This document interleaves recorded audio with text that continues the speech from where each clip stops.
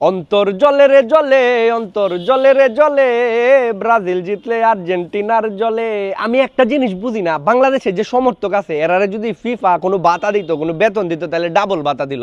কারণ তাদের যে ফিলিংস, তাদের যে অনুভূতি, এটা সিঙ্গেলভাবে ব্যবহৃত হয় না, এটা ডাবলভাবে ব্যবহৃত হয়। মনে করেন আজকে আর্জেন্টিনা জিতছে, তারা 3 গোল দিছে মেসি, এটা ভালো বিষয়, এটা ভালো প্লেয়ার, 3টা গোল দিছে, এটা আর্জেন্টিনার জন্য সুখবর, তারা আনন্দ উল্লাস করতেছে। আর ব্রাজিল গাথার মধ্যে হামায় বসে গেলে তারার কি কারণে তারা কাইন দেতে না বিজাইলতেছে কি রে ভাই, জিতছে আর্জেন্টিনাতে, ব্রাজিলের সমস্যা কি? ব্রাজিলে কি গোল দিছে? গোল তো ব্রাজিলে দিছে না, তাহলে ব্রাজিলে মন খারাপ কেন?